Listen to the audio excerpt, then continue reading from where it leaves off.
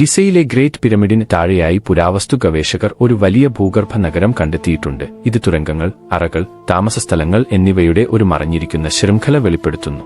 ഈ ശ്രദ്ധേയമായ കണ്ടെത്തൽ സൂചിപ്പിക്കുന്നത് പിരമിഡ് സമുച്ചയം ഒരു രാജകീയ ശവകുടീരം മാത്രമല്ലായിരുന്നു എന്നാണ്. അത് വിപുലമായ ഒരു ഭൂഗർഭ നാഗരികതയുടെ ഭാഗമായിരിക്കാം. 4500 വർഷത്തിലേറെ പഴക്കമുള്ളതായി വിശ്വസിക്കപ്പെടുന്ന ഈ നഗരത്തിൽ സങ്കീർണമായ വഴിത്താരകൾ, ജലസംഭരണികൾ, മൺപാത്രങ്ങൾ, ഉപകരണങ്ങൾ തുടങ്ങിയ ദൈനംദിന ജീവിതത്തിന്റെ തെളിവുകൾ എന്നിവയുണ്ട്. തൊഴിലാളികൾക്കും പുരോഹിതന്മാർക്കും അല്ലെങ്കിൽ മരണാനന്തര ജീവിതത്തെക്കുറിച്ചുള്ള പുരാതന ഈജിപ്ഷ്യൻ വിശ്വാസങ്ങളുമായി ബന്ധപ്പെട്ട ഒരു ആചാരപരമായ ഇടം പോലും ഇത് ഒരു അഭയസ്ഥാനമായി പ്രവർത്തിച്ചിട്ടുണ്ടെന്ന് ചില വിദഗ്ധർ അനുമാനിക്കുന്നു. വിപുലമായ സ്കാനിംഗ് സാങ്കേതികവിദ്യ ഭൂഗർഭ ഘടനകളെ വെളിപ്പെടുത്താൻ സഹായിച്ചു. അവ വലിയ തോതിൽ പര്യവേക്ഷണം ചെയ്യപ്പെടാതെ കിടക്കുന്നു.